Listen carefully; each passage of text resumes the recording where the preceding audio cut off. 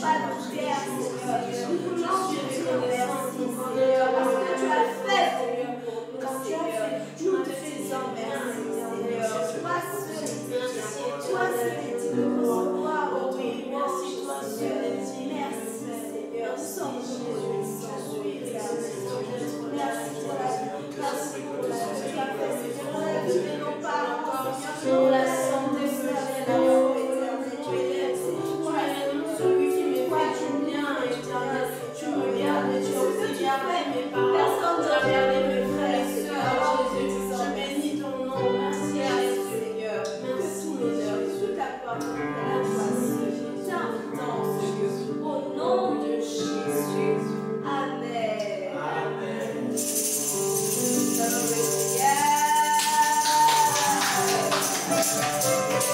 Alors là où tu vas te tenir debout et on va célébrer le nom du Seigneur. Peut-être que c'est un nouveau chant que tu ne connais pas, mais c'est très facile, d'accord? Est-ce que tu es prêt?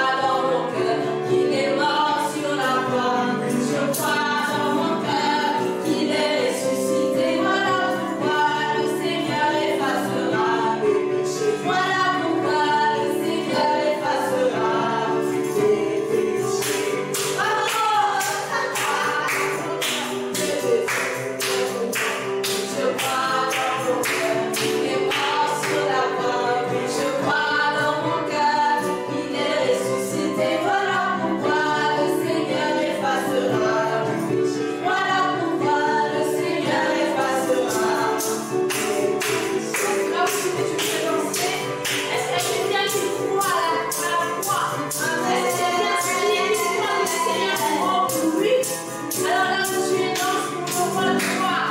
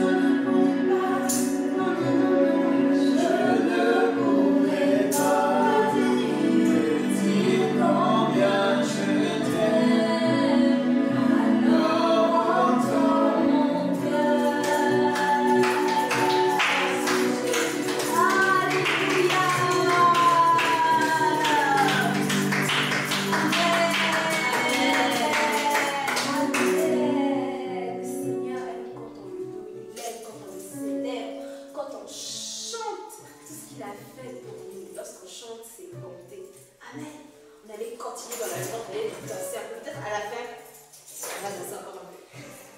J'espère que vous allez passer un bon moment avec nous. Et nous allons poursuivre avec notre leçon. C'est sûr que tu as aimé les leçons du mois dernier. Et pour ce mois d'avril, nous avons un nouveau thème. Nous allons toujours parler du Seigneur Jésus.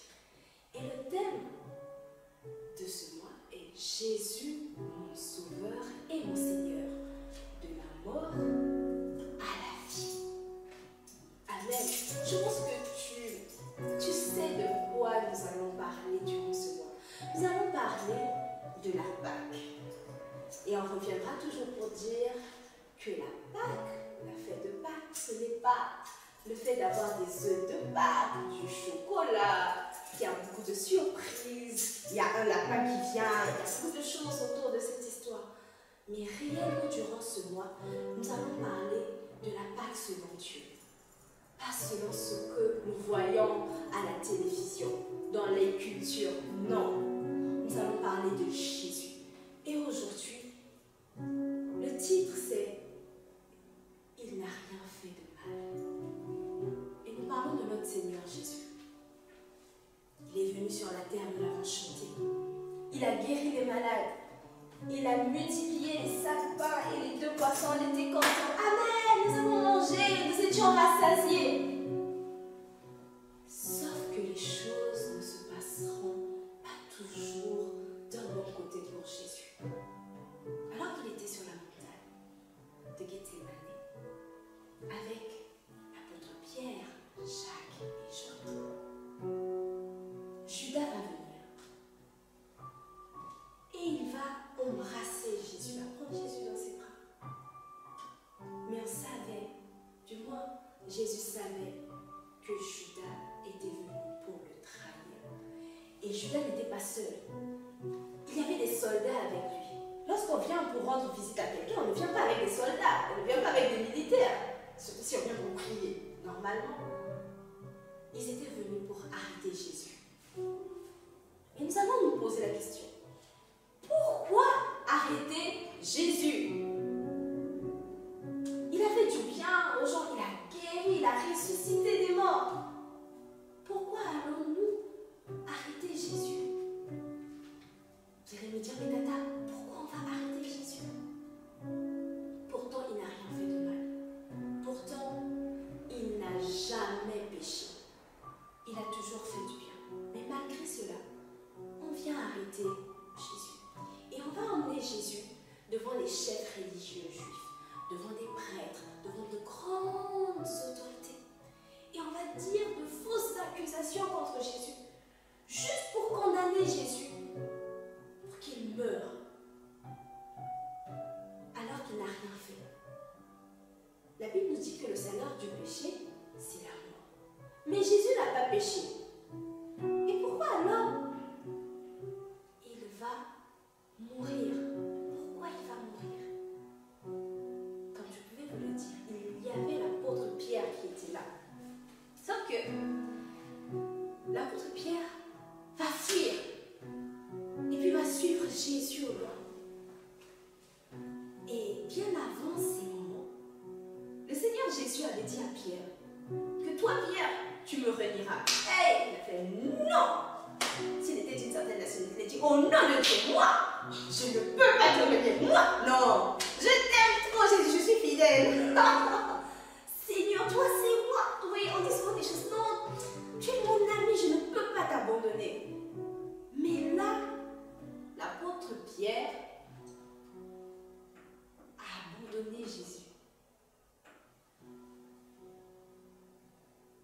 On va demander, mais est-ce que tu connais cet homme? 3 fois. Il va dire que je ne connais pas Jésus. Et donc, ce qui m'a interpellée, m'a particulièrement touchée, c'est que il était pourtant avec Jésus. Il a accompagné Jésus. Lorsqu'il faisait des miracles, il était là. Mais face aux accusations, face au fait que les prêtres ont dit que toi tu mérites la mort, il n'a pas pu défendre Jésus. Vous vous rendez compte? Ça, moi, ça m'a beaucoup touché. Il aurait pu dire, mais je connais cet homme. Il est innocent. Il a toujours été arrêté Jésus. On a maltraité Jésus. On a d'abord enlevé ses habits. Et il a porté d'autres vêtements. Il a porté une couronne d'épines. Il a été fouetté, on va dire même chicoté. Et ces chaînes-là, on va dire cette chicote ou ce fouet, avaient des os au bout. Et donc quand on frappait Jésus, ça arrachait la peau. En fait. Donc il y avait du sang. Il a été maltraité. On a tiré sa main. On s'est moqué de lui. Les soldats disaient, voyez le roi des Juifs. Alors qu'il était innocent. Alors qu'il n'avait rien fait. Jésus a souffert pour des gens comme nous, pour des gens comme toi et moi. Des gens ici qui vivent, qui respirent, qui sont là, qui font parfois de mauvaises choses. Mais lui, il était innocent et il était condamné à mourir. On va dire que c'est injuste, n'est-ce pas? Pour connaître la suite, il faut que tu viennes le dimanche prochain. D'accord? Il faut que tu te connectes. Et avant cela, nous allons lire notre verset à mémoriser, qui se trouve dans 1 Pierre 3. Nous allons chercher 1 Pierre 3. 1 Pierre 3, au verset 18. Qu'est-ce que la Bible nous dit dans 1 Pierre 3, au verset 18? J'espère que tu as ta Bible. On dit qu'un Timothée sans Bible est un Timothée perdu. Donc si tu ne sais pas lire, tu peux demander à papa ou à maman de t'aider. Alors, est-ce que tu es prêt? Dans 1 Pierre 3, au verset 18, il dit: Christ aussi a souffert, et ce, une fois pour toutes, pour les péchés. Lui, le juste, il a souffert pour des injustes, afin de vous conduire à Dieu. Amen. Il a souffert pour nous conduire à Dieu. On va encore relire une deuxième fois. D'accord? Christ aussi a souffert, et ce, une fois pour toutes, pour les péchés. Lui, le juste, il a souffert pour des injustes, afin de vous conduire à Dieu. On le fait une dernière fois, comme ça va bien entrer dans notre cœur. Christ aussi a souffert, et ce, une fois pour toutes, pour les péchés. Lui, le juste, il a souffert pour des injustes, afin de vous conduire à Dieu. Amen. Là, on comprend pourquoi Jésus a souffert. Jésus a souffert pour nous conduire vers le Seigneur, vers Dieu. Il a porté tous nos péchés. Il fallait qu'il vive cette souffrance pour que nous soyons sauvés, pour que nous ayons la vie éternelle, pour que nous ne partions plus en enfer. Il fallait que lui, il subisse toutes ces choses-là à cause du péché. Vous voyez, péché, ce n'est pas bien. Non, non, non, non, non, non, non.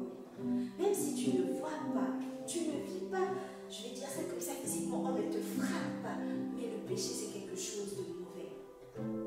Et donc, tu dois placer ta confiance en Jésus. Oui.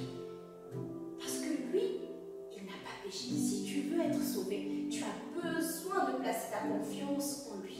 Parce que nous, à cause du péché, nous sommes injustes. Et lui, il n'a pas péché, il est donc juste. Donc si toi, tu places ta foi en Jésus qui est juste, tu vas aussi devenir juste. Et on dit qu'on est justifié. Amen. Cette action-là. Donc c'est comme si on changeait de position. C'est comme si on changeait de posture. Donc on était pécheurs. Et parce qu'on place notre foi en Jésus, on devient justifié, on devient de nouvelles personnes. Et si toi, tu as déjà accepté Jésus dans ton cœur, dans ta vie, mais que tu as désobéi, tu n'as pas marché comme Dieu le veut, Dieu n'est pas injuste pour pouvoir pardonner nos péchés. Non, la Bible nous dit que lorsque tu demandes pardon à Dieu, lorsque tu confesses, tu reconnais que ce que tu as fait n'était pas bien, il va te pardonner et il va te donner la force afin de ne plus pécher, afin d'être comme Jésus, afin d'être juste. Amen. Amen. Nous allons prier. Et nous allons dire merci au Seigneur pour cette bonne nouvelle que nous avons reçue aujourd'hui, nous comprenons que Jésus n'avait rien fait de mal. Il a souffert pour nous, il a été maltraité, il a été trahi même par son ami. Mais c'était pour un but, pour que nous soyons sauvés, pour qu'il y ait ce chemin-là vers Dieu, vers le paradis, parce qu'avant, il n'y en avait pas. Et donc, nous allons dire merci au Seigneur pour cela. Amen. On ferme les yeux et nous allons prier. Seigneur, nous te disons merci. Merci parce que tu as souffert pour nous. Nous ne comprenons peut-être pas toutes ces choses qu'il y a autour. Et aujourd'hui, nous voulons placer notre foi en toi. À cause de ce que tu as fait, Seigneur.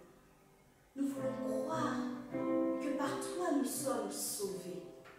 Oui, tu as été maltraité injustement. Mais cela, Seigneur, ô Éternel, était pour la bonne cause. Pour nous, tu l'as fait pour nous. Waouh! Quel amour, Seigneur! Quel amour, Seigneur! Et nous te disons merci. Merci, Seigneur. Merci, Seigneur. Et nous te demandons pardon pour tout ce que nous avons fait de mal à tes yeux. Seigneur, pardonne-nous. Pardonne-nous pour la désobéissance. Parfois, papa et maman nous ont reproché des choses. Papa et maman nous ont dit de ne pas faire la pagaille, de ne pas faire de bêtises, de ne pas mentir, de ne pas voler. Mais nous n'avons pas écouté ce qu'ils ont dit. Seigneur, nous te demandons pardon. Nous te demandons pardon. Parce que ta parole nous demande même à nous-mêmes de te pardonner. Souvent on dit non, il m'a trop fait mal, il a pris mon jouet, je ne veux pas pardonner. Non, il m'a blessé. Et tu nous dis qu'il faut pardonner afin de te voir. Seigneur, merci. Merci. Et nous prions que ton Esprit Saint nous aide à être comme Jésus. Oh Seigneur, merci. Merci parce que ton Esprit Saint est là. Nous ne sommes pas seuls. Au nom de Jésus, que la gloire te revienne. Amen.